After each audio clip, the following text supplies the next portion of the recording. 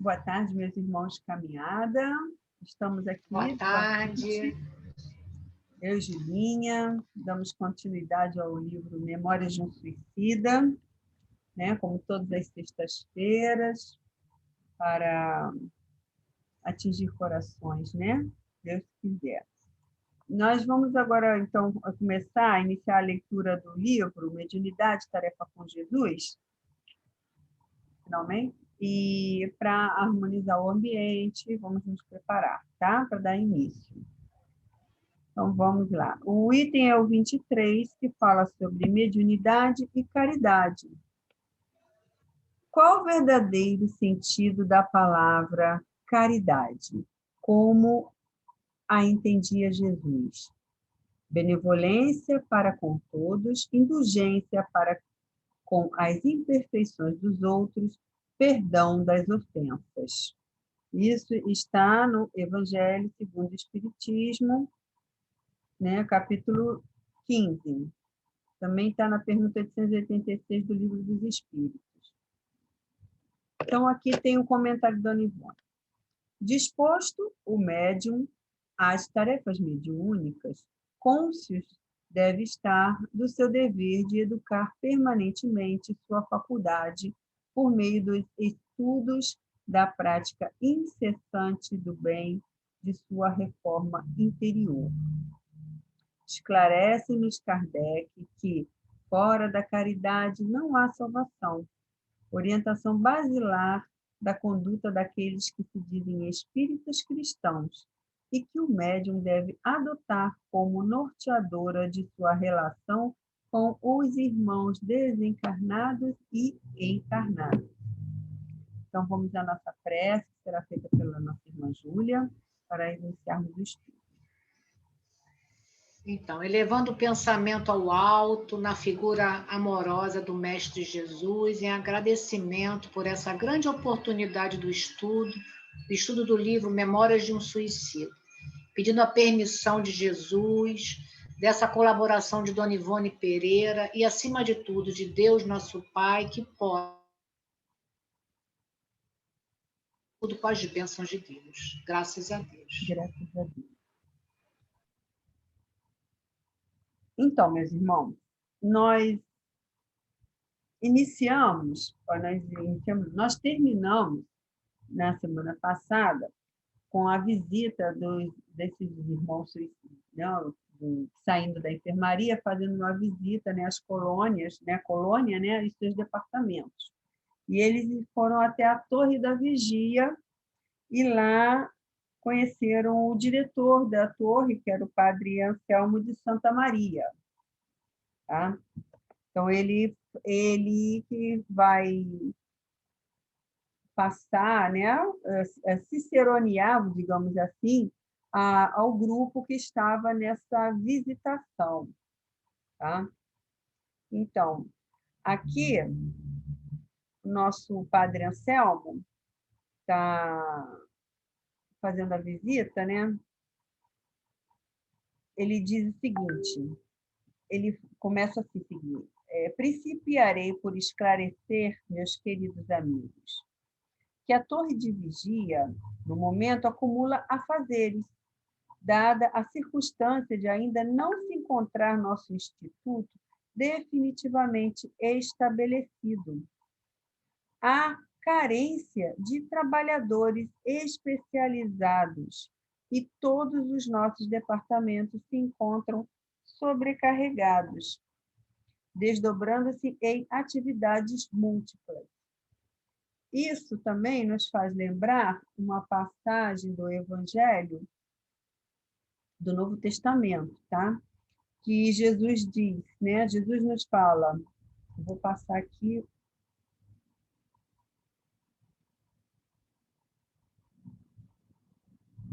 Eu vou passar aqui o que ele fala para nós. Em Lucas, capítulo 10, versículo 2, e lhes disse: a colheita é grande, mas os trabalhadores são poucos. Portanto, peçam ao Senhor da colheita que mandem trabalhadores para a sua colheita. Isso também nós encontramos em Mateus capítulo 9, versículo 37. A colheita é grande, mas os trabalhadores são poucos. Já dizia Jesus desde aquela época. E isso não está diferente aqui no departamento da torre de vigia. Tá? Só para vocês ficarem atentos a essa situação que ocorre por lá.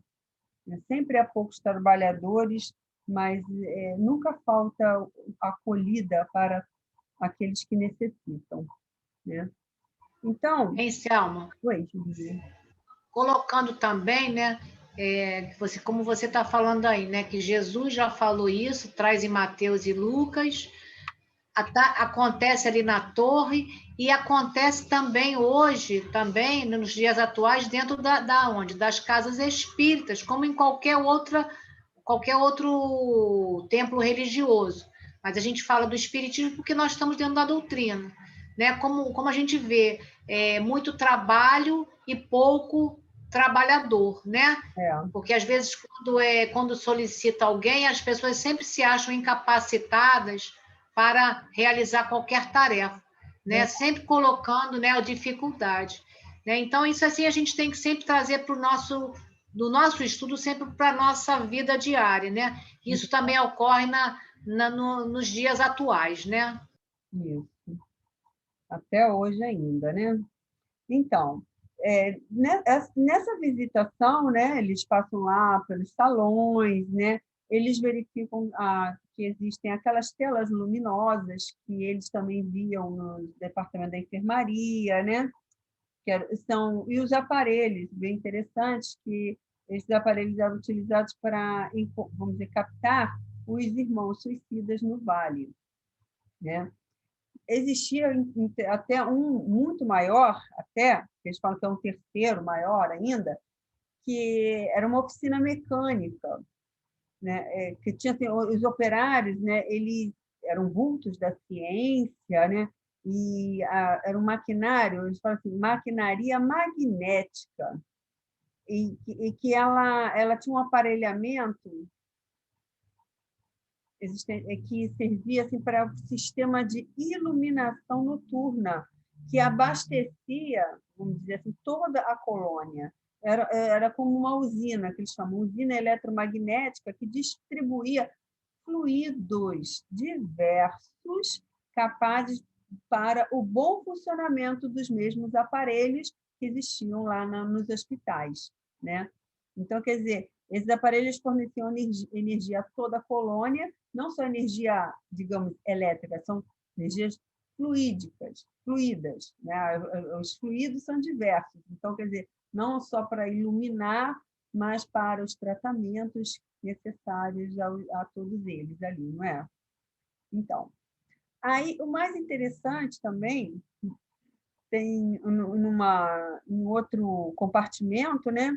Eles viam aquele burburinho, assim, uma movimentação muito rápida, né? E ininterruptas, né? De trabalhadores ali árduos e de damas. Eram mulheres, né? Que figuravam lá, né? E elas estavam assim se movimentando. Eles falam que pareciam figuras aladas, né? Pelo movimento que elas faziam de ir e vir em silêncio, lembrando sempre do silêncio, né? Recomendado desde o início, quando eles foram para a enfermaria, né? Elas eram muito sérias e atentas, né? Envolvidas num vestuário branco, muito alvo, né? E eles até diziam que elas eram brilhantes, né? Que eles chamam lucilantes.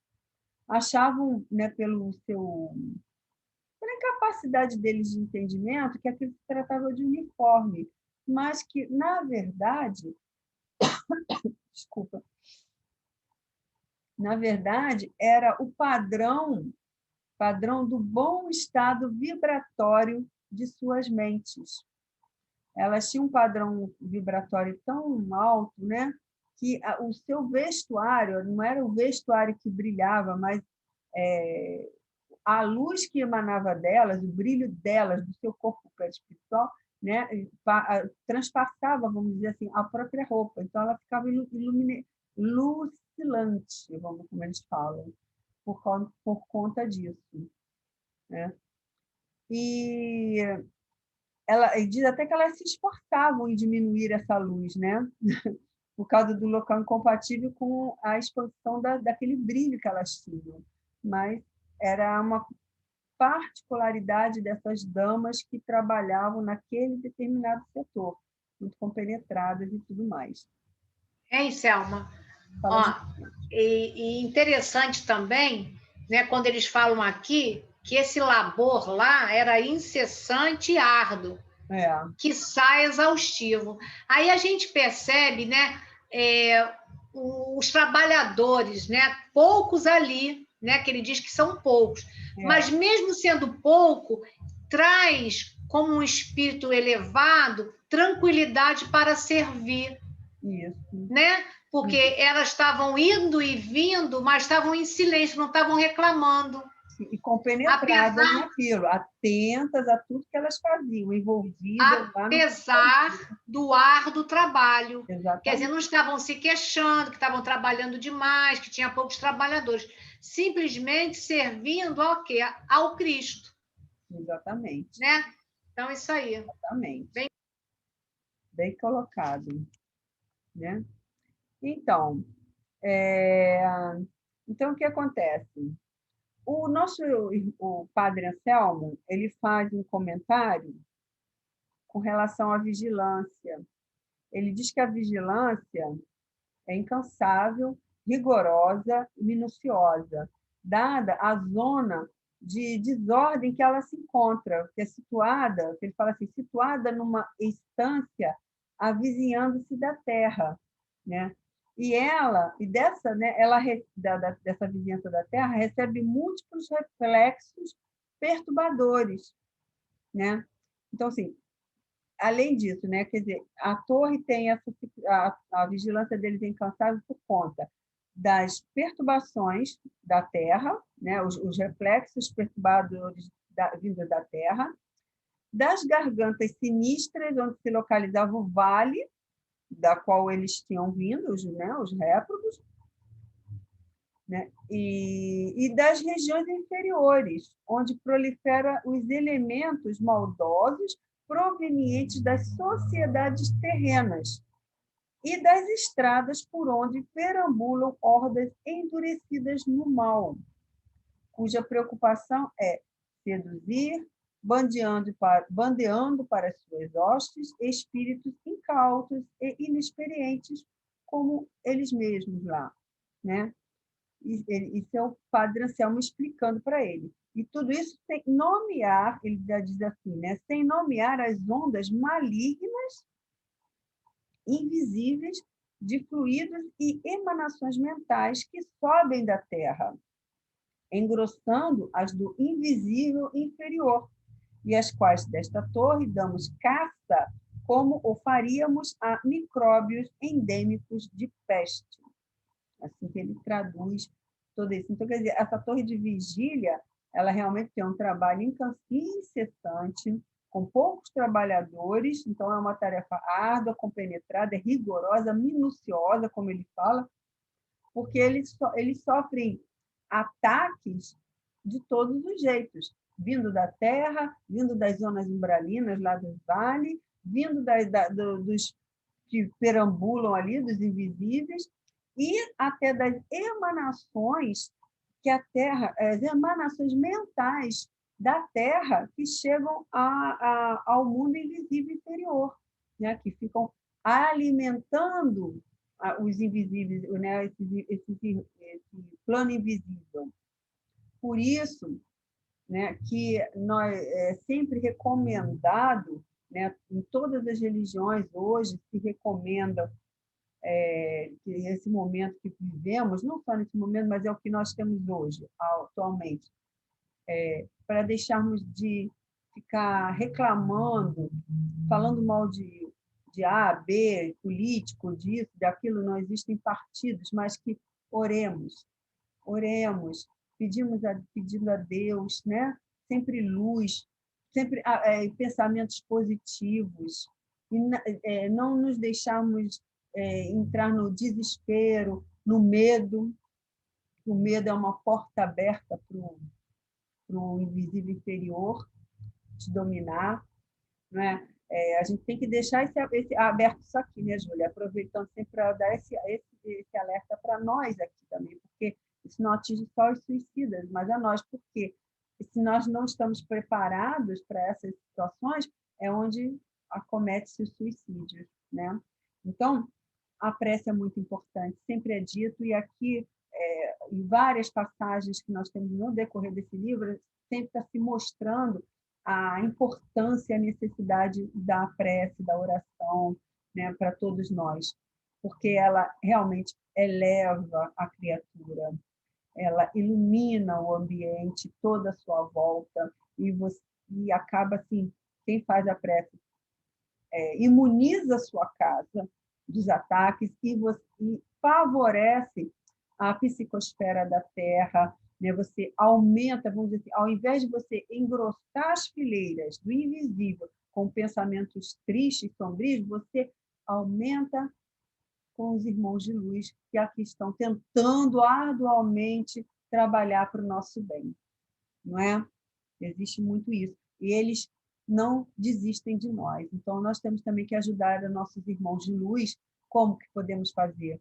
Prece e pensamentos positivos. Não entrar no desespero, porque o desespero e o medo é falta de fé. Né? E nós temos Deus, não temos? Nós não cremos. Não é nem crer, sabemos que existe um Deus. Né? Então, temos que realmente manter essa paz e serenidade em meio ao caos, para mudarmos essa psicosfera que está aqui sendo gerada por esse momento que estamos vivendo. Tá? Então, continuando aqui, eles falam, muito interessante também, dos aparelhamentos que eles têm lá, que são ligados permanentemente com o Vale dos Suicidas. Para quê? Para localizar aqueles irmãos. Então, ele ainda diz aqui assim, que eles poderiam exercitar a clarividência, quer dizer, a visão à distância, porque eles poderiam fazer isso, né? Através dos dons anímicos deles. Né? E existem técnicos, né, inteiramente capazes de trabalhar nisso. Porém, o que eles falam? Né? Os funcionários capazes desse serviço, né, eles falam que poderia, mas o que ele explica? Preferem, geralmente, os aparelhos, porque para não sacrificar em demasia, né, essa faculdade que eles chamam de preciosa, as faculdades anímicas, né, que há tanta necessidade devido ao local heterogêneo em que se encontram. Entendeu? Então, eles preferem os aparelhos para quê? Vamos poupar a nossa faculdade anímica, porque sempre vai haver a necessidade de se utilizar ali naquela zona que nós falamos aqui de todos esses ataques que eles têm ali em volta que eles têm que proteger, né? Então, ele fala que são sempre carregadas de influências pesadas, né? E que exigem grande dispêndio de energias preciosas, esforços supremos, quando o aparelhamento que eles dispõem realiza o mesmo serviço sem exigir vultuosos de ordem mental. Agora, a Julinha vai dar uma explicaçãozinha aqui para a gente com relação a essa faculdade anímica, para que vocês entendam o que se trata. Fala, Julinha. A faculdade anímica, a gente tem isso, um estudo detalhado com Kardec no livro dos médiuns, né? Mas, assim, aqui vai ser uma coisa muito pincelada mesmo, né? Só para a gente ter uma noção, que essa faculdade anímica é do médium. Aqui a gente não está falando do médium, a gente está falando dos espíritos que trabalham ali servindo à torre de vigia, né? Que seriam esses espíritos mais elevados. Então, para ele não desprender, né? Exigindo muita a ordem mental, quer dizer, o próprio espírito ali, né? Dentro daquela localidade, com muita dificuldade, porque era um ambiente, como a Selma já falou, com energias muito grosseiras, então ia depender deles um esforço maior. Então, por quê? Porque essas faculdades são inerentes ao espírito, nesse caso eles. Mas quando a gente pensa em nós também temos faculdades anímicas, que é nossa, né? Quando a gente tem uma programação reencarnatória, viemos com essa faculdade. Pode ser de dupla vista, de desdobramento, né? Agora, quando essa faculdade tem a interferência espiritual, ou seja, de um espírito, ela passa a ser mediúnica, que é, né, interligada a um espírito desencarnado. Então, é só... Quer dizer, existe isso com mais propriedade através do estudo de Allan Kardec, tá? Esse estudo a gente traz no Livro dos Espíritos, bem aprofundado, também nós temos isso em obras póstumas, enfim. Mas só para a gente ter mais ou menos uma noção, o porquê não exigir desses espíritos essa carga, né, mental, né, que ele fala aqui, né? Sem exigências vultosas de ordem mental. Quer dizer, é um esforço que eles deveriam fazer por estar numa zona complicada, né? Isso. Então, aí, continuando aqui,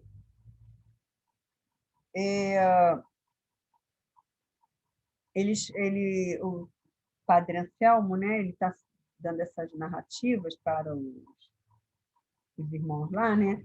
Ele fala que o auxílio desses aparelhos, magníficos aparelhos, que eles chamam, né, visão e comunicação, e socorros no momento oportuno, desde que, né, ele fala, esteja em condições de serem socorridos. Isso aí ele se refere aos irmãos, que eles citam assim, desgraçados, não é um xingamento, tá? Desde quando ele se refere aos desgraçados, né, são aqueles que realmente caíram em desgraça, sem nenhum xingamento. Então, ele fala que mesmo esses desgraçados, né, que são os transviados, que se aprazem do mal, né, eles também estão nesse raio de ação deles. Nenhum deles jamais se acharão desamparados, né, pelos servos de Maria. Todos aqueles que estão ali são amparados por Maria, né? Ela vela por cada um deles.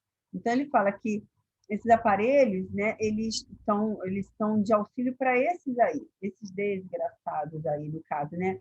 Então, ele vê a comunicação só ocorre no momento oportuno, que ele quer dizer. Que ele fala, desde que eles estejam em condições de serem socorridos e transportados para outro local. Tá? Mesmo o... Como é que... ele radicalmente desligado dos laços. Ele fala aqui o seguinte, eu tenho que ler isso aqui porque explicar é difícil, é melhor eu ler. Ele fala assim, mas existe como fatalidade a extrair-se do ato mesmo do suicídio contra suas atribuladas presas, a qual impede sejam estas socorridas com a presteza que seria de esperar da caridade própria dos obreiros da fraternidade. É o não se encontrarem eles radicalmente desligados dos laços que os atêm ao envoltório carnal, isto é, os se conservarem semi-encarnados ou semi-desencarnados, como quiserdes. Quer dizer, Julinha, dá uma explicaçãozinha para nós aí com relação a isso. Então, essa informação, né, no início, né, do livro, a gente já falou a respeito desse princípio vital, né? Que quando é cortada, né, a vida, né, através do suicídio, né, de uma forma interrompida, né, a vida física, né, o espírito não fica totalmente desmaterializado. Por isso que ele fala aqui, semi-encarnada ou semi-desencarnada, tanto faz. Porque esse perispírito ele está envolvido com uma carga de princípio vital muito grande. Por quê? Porque foi cortado aquele cordão de uma forma violenta. Então, eles estão como se fossem uns mortos-vivos. vamos dizer assim, né, Selma? Por quê? Porque eles estão muito vitalizados. Então, essas potências vitais não permitem que esses obreiros da fraternidade possam agir com a caridade com relação a esses espíritos. Por quê?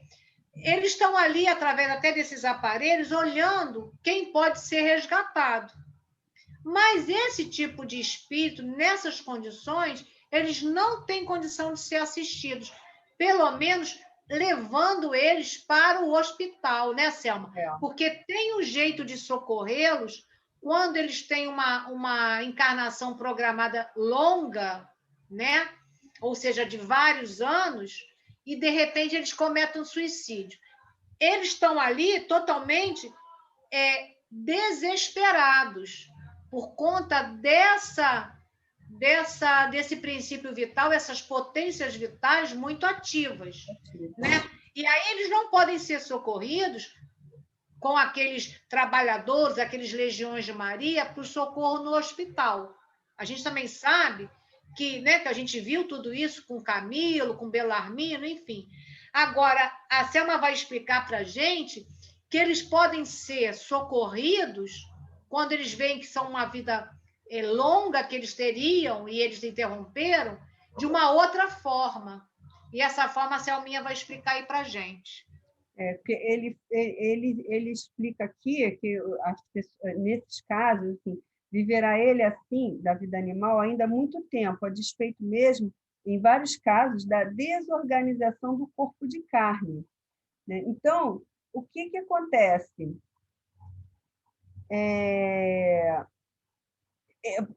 Como ainda existe esse vigor impressionante, né? Como a Julinha está falando, eles ainda estão muito repletos de princípio vital e o estado de perturbação é tal, eles caem, é a narrativa da nota do médium, né?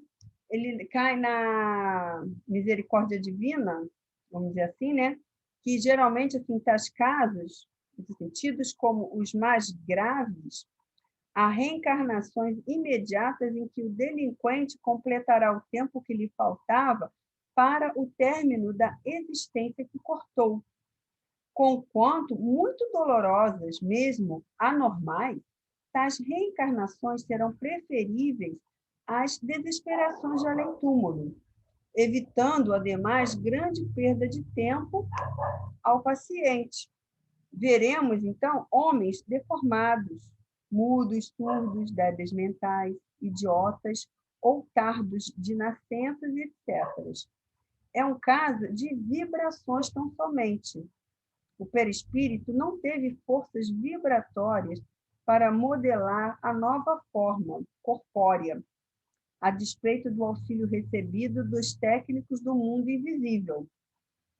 Assim, concluirão o tempo que lhes faltava para o compromisso da existência prematuramente cortada, corrigirão os distúrbios vibratórios e, logicamente, sentir-se-ão aliviados. Trata-se de uma terapêutica, nada mais, recursos extremos exigidos pela calamidade da situação. É o único, aliás, para os casos em que a vida interrompida deverá ser longa. Por que acontece? Né? Quando não tem tratamento mesmo. Aí há essa necessidade da reencarnação compulsória para cumprir aquele tempo que deveria ele ter vivido, para que apenas de forma terapêutica, para repor o seu corpo perispiritual, né? E o estado dementado que a pessoa, que aquele espírito se encontra. Então, ele não vai atingir as terapêuticas, não é? Fala, Júlia. Por quê, Selma? Porque o tempo, como ele fala aqui, né? Trata-se de uma terapêutica, né? Porque para os casos em que a vida interrompida deverá ser longa. Quer dizer, era uma encarnação que seria uma encarnação longa, de muitos anos, que foi interrompida. Então, quer dizer, e eles já estão desesperados lá no vale. Então, é um tipo de sofrimento muito intenso para aqueles espíritos, né? Que a gente já viu ali com o Camilo, como como tem aquelas falanges que ainda envolve eles em cavernas e tudo. Então, como ele fala aqui, as desesperações de além-túmulo, quer dizer, para evitar, muitas vezes, esse tipo de sofrimento, esses obreiros da fraternidade, por caridade, trazem esses espíritos para uma reencarnação imediata. Mas, como ele diz assim, geralmente, a gente aqui vê que quando foi ditado esse livro, a gente não diz que isso aqui sempre é assim. Tanto que está aqui, a excelsa misericórdia encaminha geralmente tais casos. Quer dizer, geralmente esse tipo de caso de existência longa e interrompida é levado a uma reencarnação imediata, por conta do sofrimento do espírito ali, né? Mas a gente vê também que quando eles socorrem, normalmente também eles vão para o hospital, né, Selma? Que eles ficam vendo ali qual é o momento oportuno do resgate. Que a gente viu esse resgate lá no início do livro, quando foi resgatado o Camilo, né, Selminha? Quando eles vão perdendo um pouco daquele princípio vital, vai se desfazendo, fica mais fácil fazer o resgate. Quando eles estão muito repletos, realmente, fica difícil fazer o resgate e até qualquer tipo de tratamento, né? Aí existe essa reencarnação compulsória. Não é uma regra, nós sempre dizemos aqui, a Julinha sempre frisa, que na doutrina nada é engessado. Assim, a pessoa suicida vai nascer assim, vai se nascer assado, vai viver tanto tempo porque ela desencarnou, cedo demais, vai viver o restante. Não é assim. Há casos que ocorrem desta maneira, mas não são todos, porque eles têm essa misericórdia divina de serem socorridos. Então, eles não têm... Claro, eles vão ter a expiação? Vão passar de qualquer forma, né? Mas não da forma como as pessoas muitas se equivocam com relação assim, ao suicida que sempre vai viver só o tempo que faltava de vida, porque ele cortou antes, ou ele vai nascer com defeito, vai nascer assim, vai nascer assado, porque foi suicida. Tá? Não é bem assim, isso é bom deixar claro também. Diga, eu vou deixar aqui uma parte aqui do texto que é bem interessante para que a gente possa absorver, né, essa informação que nós já sabemos, mas sempre bom a gente ler e analisar. Quando ele fala aqui, é de lei rigorosa, incorruptível, irremediável, porque perfeita e sábia. Essa lei é a lei de Deus, né? Então, a nós cumprindo, procurar compreendê-la e respeitá-la, para não nos infelicitarmos pelo intento que tivermos de violá-la. Então, se você violou, você vai ter que refazer, porque é uma lei como ele fala, incorruptível, irremediável, perfeita e sábia. Então, e nos cumpre o quê? Compreendê-la e respeitá-la, que não foi o caso deles.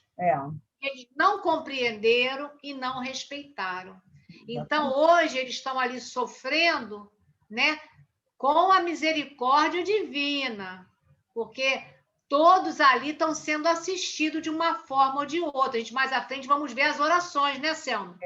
Que a misericórdia não tarda a chegar até eles. Exatamente. Né? Daí que existe a calamidade, né, que sobrevém aos suicidas, né? Exatamente por esse descumprimento da lei, né? E a impossibilidade desses irmãos, para esses obreiros, abreviarem os males deles, os males que os afligem. Não tem como, porque eles corromperam a lei. Então, ele tem que ter esse tempo deles lá para dissolver todo aquele princípio vital, para poder, assim, eles começarem a fazer um trabalho de recuperação dessas almas. Entendeu? Então, ele explica aqui assim, Ele fala assim que o que em benefício deles podemos tentar, nós o tentamos sem medir sacrifícios, de quando em vez, ou melhor, em ocasião justa e adequada, organizamos expedições de missionários voluntários que até seu inferno desçam a fim de encaminhá-los para esta instituição, onde são asilados e orientados para o respeito a Deus, de quem não se lembraram jamais quando homens.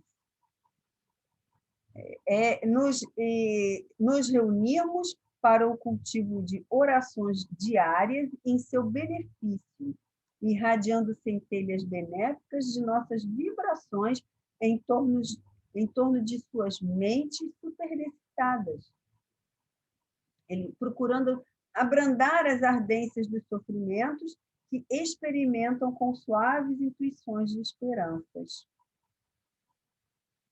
Ele ainda diz mais aqui, se não se conservassem tão alucinados, né, desculpa, se eles não se conservassem tão alucinados, né, da funesta descrença em Deus, na qual sempre se comprazeram, perceberiam os convites à oração que todas as tardes lhes dirigimos ao cair do crepúsculo, assim como as falas de encorajamento, intentando despertá-los para o advento da confiança nos poderes misericordiosos do Pai. Quer dizer, existe sempre isso. Nunca estamos desamparados. Esses irmãos suicidas, mesmo achando que eles são réprobos, né, colocados assim, mas eles não são deixados à própria sorte. O Pai é sempre misericordioso, sempre dá oportunidade, né, para esses irmãos. Selma, e aí no finalzinho desse parágrafo, né, eu vou completar aqui, que quando ele fala aqui, ó, e nós nos vemos na preocupação de lançar mãos de todos os recursos lícitos para, de algum modo, enxugar as lágrimas desses míseros descrentes que se precipitaram em tão pavoroso abismo. É o que você falou, né? Quer dizer, eles estão sempre lançando mãos de ajudar, de alguma forma, esses suicidas. Então, ele diz, a preocupação, né, de sempre de lançar recursos lícitos, né? Quer dizer, eles não podem resgatá-los sem o momento próprio, o momento certo. Exatamente. Isso eles não podem fazer, mas eles podem lançar o que eles têm de um recurso que liga ao Pai, que é a oração. E isso eles fazem todas as tardes. Mas que esses irmãos estão com a mente tão superexcitada, como eles falam aqui, que eles não têm paz nem para entender a prece, quanto mais participar da prece, né? Porque eles estão aqui, ó, da funesta descrença em Deus, né? Como você leu aqui, né? Quer dizer, eles não conseguem, né? Eles não conseguem ver esse convite à prece, né? E aí a gente vê que existe o recurso sempre da misericórdia do Pai a benefício de todos, independente de onde estejamos e de como estejamos. O recurso vai chegar, né? De alguma forma, né? E aí a gente vê aqui, né? Quando ele vai falar aqui dessa vitalidade, né, que é onde tem realmente essa problemática para eles poderem fazer o socorro. Ele torna a explicar isso aqui para ver que não falta a boa vontade, mas eles não podem fazer nada que não seja lícito, né? Vai aí, Selminha. Então eles falam aqui, sempre que um condenado, né, tiver extinguido ou mesmo aliviado o carregamento da vitalidade animalizada, mesmo ele estando sinceramente arrependido ou não, né, eles são avisados. Aliás, eles avisam que estão ali na frente, observando tudo. Então, quando eles veem essa situação, eles avisam o serviço de socorro da vigilância, né? Aí eles imediatamente partem para o encontro desses irmãos que eles veem, né? Aí vai a guarda da legião, né? Toda aquela comitiva que nós já narramos aqui outras vezes, né? Eles vão lá para resgatar esses irmãos que estão em condição. Esteja ele, né?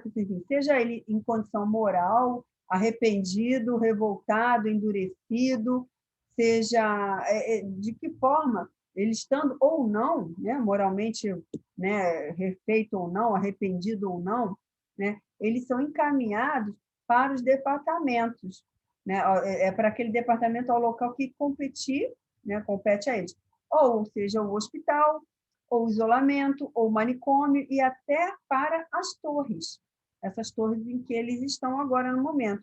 Que ele diz aqui assim: como dissemos, em virtude de ainda não nos acharmos devidamente instalados, acumulamos afazeres, mantendo aqui mesmo postos auxiliares para custodiar grandes criminosos, dos quais seja caçada a liberdade por demasiada permanência nas vias do erro, isto é, suicidas obsessores.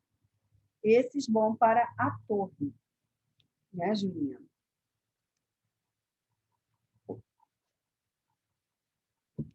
E aí a gente aqui vai só fazer mais aqui um comentário, né?